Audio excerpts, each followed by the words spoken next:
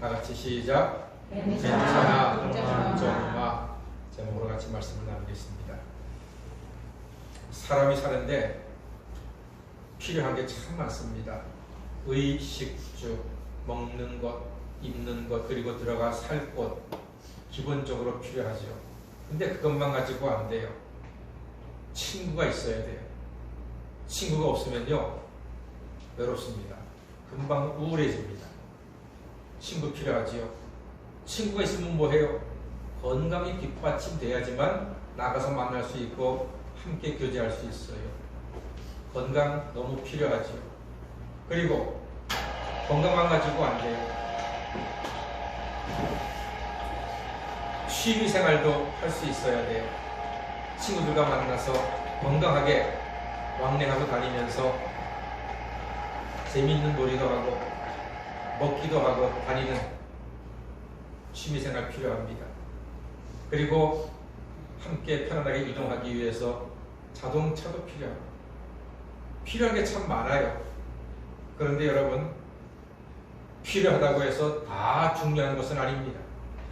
사람에게 정말로 중요한 것이 있는데 그것은 바로 관계입니다. 좋은 관계.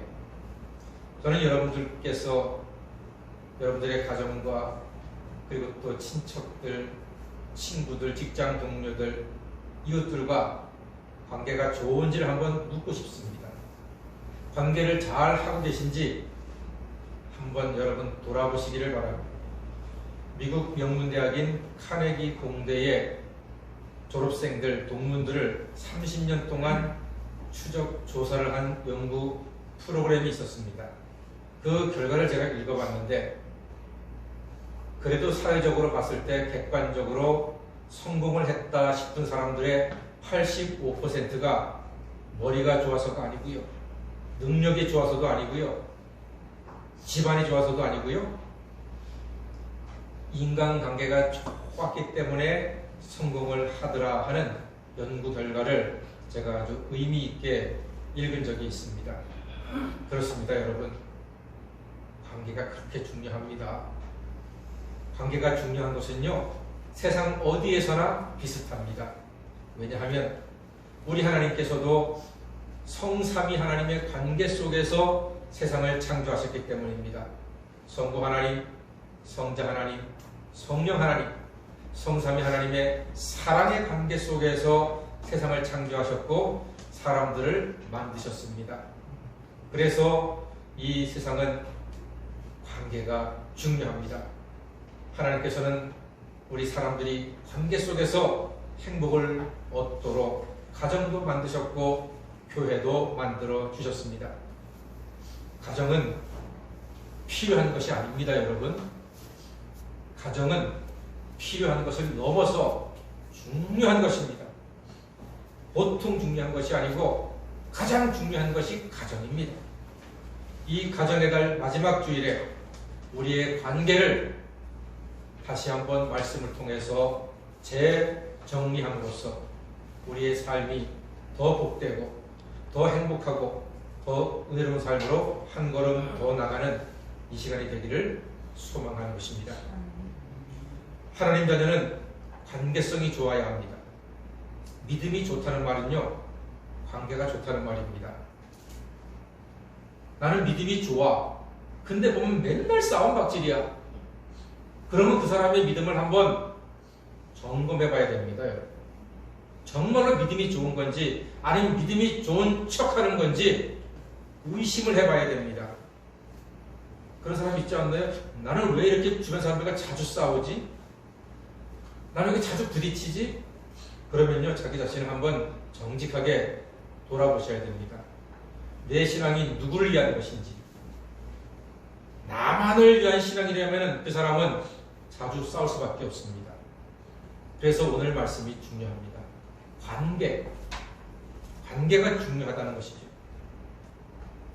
살면서 어디에서든지 내가 가는 곳에서는 관계를 잘 하는 것이 대단히 중요합니다. 그런데 가정이든 교회든 관계는요, 늘 상대적입니다. 절대적이진 않아요. 예를 들어 이런 겁니다. 옛날 시어머니들은 딸이 잘 먹으면 참 복스럽게 먹는다 그랬거든요. 그러나 며느리가 잘 먹으면은 잘 먹었다 하면 잔뜩 먹고 참 오래 먹어. 옛날 시어머니들 그랬습니다. 그래서 딸은 따뜻한 밥 주고 며느리는 식은 밥 주고 그런 며느리들 많았어요. 옛날에. 지금은 그랬다가 큰일 나죠. 지금은 시어머니가 며느리 눈치 보는 시대가 되었습니다. 심지어 요즘은요, 그냥 우리 집에 며느리로 와주기만 하면 고마운 거야. 며느리로 시집 와주기만 하면 감사한 시대가 되었다니까요. 그래서 요즘 며느리 금값 시대입니다. 며느리 금값입니다. 얼마나 며느리들이 귀하십니까? 그럼에도 불구하고 여기 계신 며느리분들, 시어머니를 하나님처럼 잘 보시면 그것이 가정과 자녀들에게 하나님의 축복의 길이 될 줄로 믿습니다. 그게 바로 지혜로운 며느리의 삶입니다. 사실 관계가 좋으면 평안합니다. 평안을 위한 정답은 없습니다. 사람마다, 가정마다, 교회마다, 직장마다 경우가 다르기 때문입니다. 그래서 하나님의 말씀이 필요한 거예요. 성경 말씀에 우리 관계의 평안함을 위한 정답이 있습니다. 성경이 말씀합니다. 다 같이 그리스도의 평강이 너희 마음을 주장하게 하라. 주장한다 하는 것은 심판한다는 말입니다. 심판. 경기에는 심판이 있습니다. 경기에서 심판의 권위는 절대적입니다. 선수가 심판의 판정에 항의하잖아요. 이 항의가 조금 지나치면 심판은 레드카드를 꺼냅니다. 그 경기에서 퇴장시켜버립니다. 치명적이죠. 그래서 순종해야 합니다. 권위에 순종하라 했습니다. 예수 그리스도의 권위에 순종할 때 그리스도의 평강이 우리의 삶을 주장하게 될 것입니다. 그리스도의 권위에 순종할 때 평강의 관계가 우리 가운데 열매를 맺게 될 것입니다. 여러분, 관계가 좋으면요, 장수합니다. 제가 예전에 한번 말씀드린 적이 있을 것 같아요. 전 세계적으로 장수촌, 장수마을들이 많아요. 그래서 의사들이 혹은 기자들이, 작가들이 각 마을을 다니면서 이 사람들이 왜 장수하는지를 연구 보고서가 수십 개입니다. 제가 그것들을 한번 다 모아봤어요.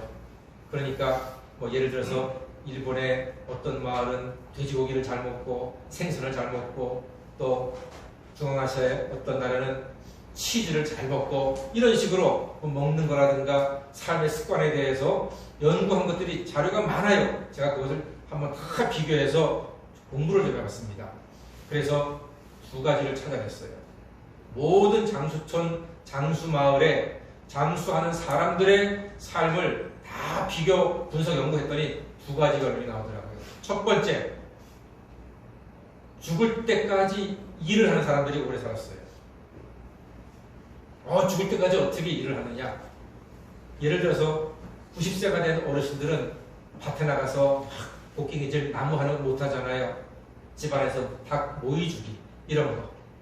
아니면 집안 청소하기, 혹은 신발 정리하기. 젊은 사람들이 보기에는 그게 별거 아닌 것 같지만 90세 이상 된 어르신들에게는 계속해서 팔다리를 조금씩이라도 움직이는 게 중요하거든요. 그렇게 움직이니까 밥맛이 좋은 거예요. 그래서 건강하게 되고, 일이 그렇게 중요하다는 것은. 두 번째는요, 이게 제일 중요한 거예요. 그런 분들이 다 관계가 좋더란 말입니다. 가족 관계가 좋고 이웃과의 관계가 좋고, 이 두 가지예요. 죽기 직전 아파 누워있을 때까지 일을 했다는 것과 가족과의 관계가 좋다는 것, 이 두 가지가 장수하시는 모든 분들의 공통점, 특징이다. 이렇게 제가 연구 결과를 찾았습니다. 우리 성복교회 성도님들, 교회에서든 집안에서든 어디에서든지 내가 힘이 있어서 팔다리를 움직이고 걷고 왕래하고 하면서 일을 하시고 또 그 일을 나를 위한 것이 아니라 가족을 위한 것이고 이웃을 위한 것이니 그것이 또한 관계를 좋게 함으로써 여러분들이 영육간에 강건하셔서 장수의 복을 누리시는 하나님의 자녀가 되시기를 주의 이름으로 간절히 소망합니다. 세상은요 관계가 참 중요합니다. 아까 말씀드린 카네기 공대 졸업생 중에서 성공한 사람들 85%가 관계가 좋다고 말씀드렸잖아요. 이 원칙은 세상 어디에서나 동일합니다. 우리는 2000년도 한일 월드컵을 아마 영원히 기억할 겁니다. 그리고 우리나라 역사가 존재하는 한 이 한일 월드컵에 대한 이야기는 설교 시간이든 혹은 대화하는 시간이든 언제든지 계속될 겁니다. 그날 그 월드컵의 그 영광스러운 날 순간을 우리는 기억합니다. 우리나라가 월드컵 4강을 했습니다. 제가 앞으로 살아있는 동안에 월드컵 4강은 절대 못할 거예요. 이 월드컵 4강은요 정말 대단한 겁니다, 여러분. 그때 감독의 이름이 히딩크 감독. 정말 그 놀라운 기적 같은 일을 생각하면요 정말 대단한 순간이었습니다. 그래서 제가 이번에 설교를 준비하면서 그 히딩크 감독이 어떻게 그렇게 탁월한 리더십을 가지고 월드컵 4강을 만들었는지 기억을 되살리고 또 자료도 좀 찾아봤습니다. 그래서 몇 가지를 찾아봤는데 이 히딩크 감독이 오자마자 체력 훈련을 잘했어요. 국가대표 선수들이요 막 입에서 단물이 나고 죽을 만큼 힘들었다고 할 정도로 체력 훈련을 열심히 했어요. 그러니까 여러분 우리 그때 경기 봤잖아요. 외국 선수들은 후반전 되면 힘이 떨어지는데 우리 선수들은 후반전 끝날 때까지 지치질 않아. 와 250cc 오토바이 마냥 계속 달리는 거야. 그러니까 상대가 다 나가 떨어져. 체력 정말 히딩크 감독의 첫 번째 지략이었습니다. 두 번째는요 전술 훈련이 정말 잘 됐어요. 2명씩 짝지어서 공격도 하고 수비도 하고 혹은 3명이 짝지어서 공격하고 수비하고 때로는 4명, 5명이 공격하고 수비하는 것들을 그렇게 철저하게 연습을 해가지고서 순간순간마다 착착착착 바뀌어가면서 공격하고 수비하는데 와 정말 저 나라가 대한민국 맞나 싶을 정도였습니다. 체력이 좋으니까 전술이 뒷받침되고 야 정말 놀라웠습니다. 그 다음에 세 번째가 있는데 여러분 기억하시죠? 월드컵 기간 동안 대한민국은요 빨간 옷을 입은 사람들이 집집마다 거리마다 모여가지고서 가득가득 차가지고 그때 외쳤습니다. 여러분 얼마나 기억나는지 제가 한번 선창을 해보겠습니다. 대한민국! 예, 박수 치신 분들은 마음대로 복을 받을 줄로 믿습니다. 다시 한번 하겠습니다. 대한민국! 그래도 박수 안 치시는 분들 정말 대단하십니다. 자, 괜찮습니다.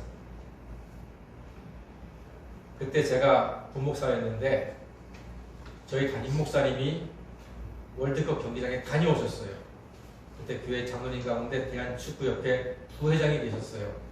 우리 솔직히 기대했어요.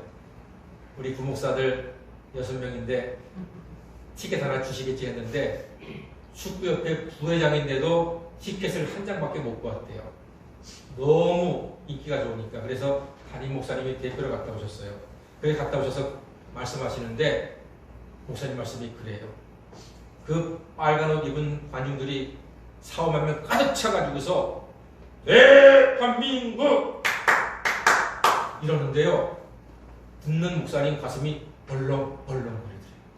듣기만 해도 가슴이 막 뛰더래요. 그런데 경기장에서 경기하는 선수들은요 그 소리를 들으면요 마치 마약 주사 맞은 것처럼 지치지 않고 피곤하지 않고 없는 힘이 생겨가지고서 막 다니더랍니다. 아, 저 마약은 안 맞아봤어요. 선수들 말이 그래요.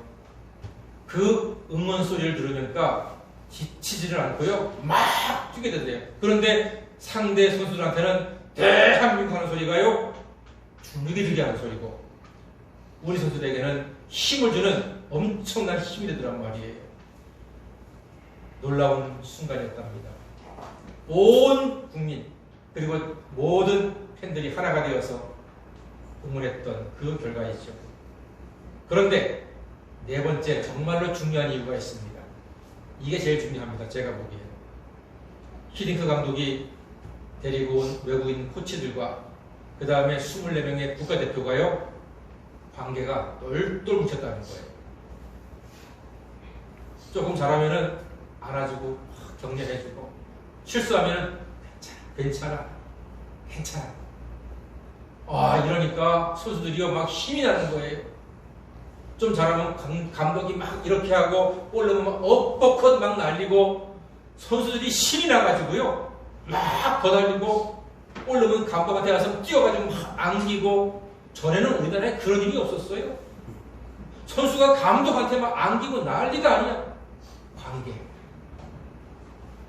여러분 사람이 말입니다. 관계가 나쁘잖아요. 그러면은 있는 힘도 사라지는 거예요. 근데 관계가 좋으면요 더 열심을 내게 되고 더 헌신하게 되는 것입니다. 우리나라가 2002년 월드컵에서 4강까지 간 힘은 체력도 좋죠, 전술도 좋고 응원도 좋지만 그 중에 제일은 관계입니다. 관계가 좋았기 때문에 더 힘을 냈다는 거예요. 여러분 좋은 관계가 좋은 결과를 얻는 것입니다. 하나님은 우리가 가정과 세상에서 관계가 회복되고 그런 말미암아 평안한 삶 살기를 원하고 계십니다. 한 몸으로 부름받은 우리가 평강을 이루려면 아주 간단합니다. 서로 용납함이 필요하고요. 바다처럼 받아주는 마음이 필요한 것입니다. 그때 관계가 회복이 되고 평안한 삶을 살 수가 있습니다. 저는 오늘 여러분들께 평강과 관계 회복을 위한 최고의 언어를 소개합니다. 다같이 괜찮아 걱정 마. 괜찮아 걱정 마. 예, 감사합니다. 예수님의 언어입니다. 괜찮아 걱정 마. 요한복음에 가는 중에 잡혀서 예수님께 끌려온 여인 이야기가 있어요. 얼마나 수치스럽고 얼마나 죽고 싶을 만큼 부끄러웠을까요? 성난 사람들이 예수님께 찾아와서 말합니다. 예수여, 율법에는 이런 여자를 돌로 치라 했습니다. 당신은 뭐라 하겠습니까?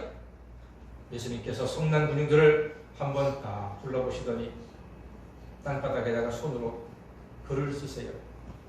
그 글이 무엇인지 성경에는 나와 있지 않습니다만 예수님께서 이렇게 말씀하셨습니다. 너희 중에 죄 없는 자가 돌로 쳐라 말씀하셨습니다. 그리고 다시 굽혀서 손가락으로 글씨를 쓰셨습니다. 글씨를 쓰는 동안에 사람들의 마음속에는 천둥이 칩니다. 예수님은 너희 중에 죄 없는 자가 돌로 치라 마지막이 말씀하셨지만 듣는 사람들 마음속에는 천둥이 치는 겁니다. 죄 없는 자가 돌로 쳐라는 큰 음성으로 들리는 겁니다. 양심이 찔렸습니다. 하나둘씩 돌을 놓고 떠나갔습니다. 다 사라졌습니다. 그 뒤에 예수님께서 여인에게 말씀하셨습니다. 여인아, 너를 정죄하는 자들이 어디 있느냐? 여자가 대답합니다. 아무도 없습니다. 나도 너를 정죄하지 않는다. 가서 다시는 죄를 범하지 말라. 이 말씀이 뭡니까? 괜찮아. 이제 괜찮아. 걱정하지 마. 괜찮아. 이제 너를 저주할 자 없어.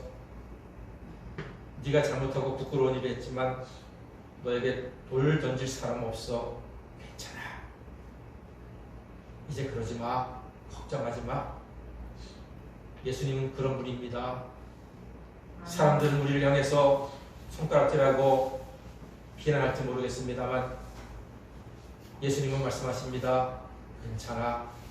걱정하지 마. 또한 누가복음에 탕자 이야기가 나와요.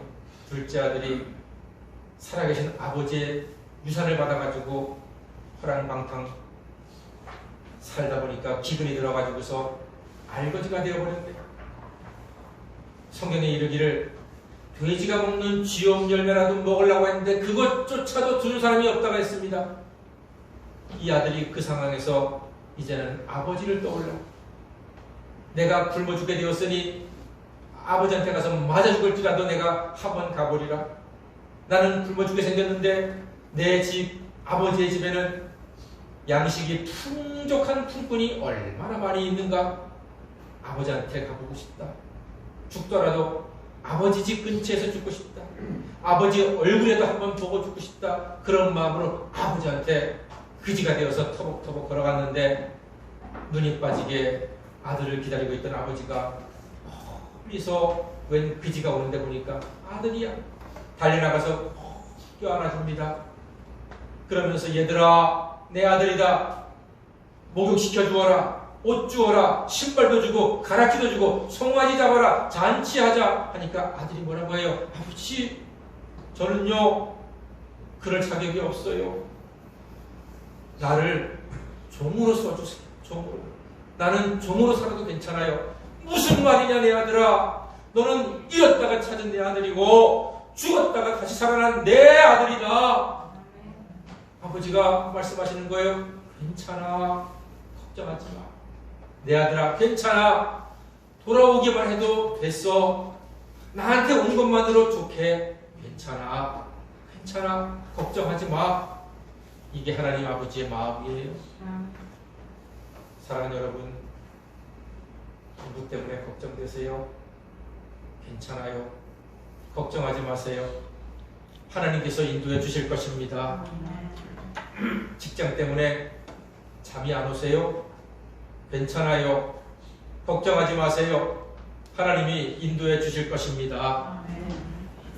건강 때문에 밥맛이 없나요? 괜찮아요. 걱정하지 마세요. 하나님께서 지켜주실 줄 믿습니다. 여러분, 집 문제 때문에 괴롭나요? 괜찮아요. 걱정하지 마세요. 공중에 나는 새도 제 집이 있고 들의 백합화도 하나님이 먹이신다 했어요. 하물며 너희일까 보냐. 하나님께서 우리를 지켜주실 줄 믿습니다. 괜찮아요. 걱정하지 마세요. 사랑하는 여러분, 우리가 살면서 많은 일들을 겪게 됩니다. 어려운 일도 겪고 힘든 일도 겪습니다. 코로나19 때문에 힘들잖아요. 아프잖아요. 괴롭잖아요. 답답하잖아요. 괜찮아요. 걱정하지 마세요. 하나님께서 이길 수 있도록 지혜를 주시고 힘을 주시고 인도해 주실 줄 믿습니다. 이 말은요, 맡기라는 거예요. 수고하고 무거운 짐 진 자들아, 내게로 오라. 내가 너희를 쉬게 하리라. 맡기고 쉬라는 뜻이에요. 짐 지고서 가지 마세요. 짐을 맡겨버리세요. 맡긴다 말은 던져버리란 말이세요. 하나님 아버지께 마치 어린아이가 학교 갔다 오면은 가방을 엄마 아빠한테 던져놓고 놀듯이 하나님 아버지께 여러분의 무거운 짐 맡겨놓으시고 걱정 마, 괜찮아, 괜찮아, 걱정 마. 하나님의 은혜로 하루하루 믿음으로 승리하시며 평안과 형통으로 사시는 우리 믿음의 식구 되시기를 주의 이름으로 간절히 축원합니다. 아멘. 기도하겠습니다. 우리 죄인들을 용서하시고 괜찮아, 걱정 마라 하시며 사랑으로 품어주신 하나님께 감사와 찬양과 영광을 돌려드립니다. 우리도 가족과 이웃들에게 주님의 마음으로 괜찮아, 걱정 말라 말하여 화평의 관계를 누리며 살아가는 하나님 자녀가 되게 하여 주시옵소서. 예수님의 이름으로 기도하옵나이다. 아멘. 이 찬송가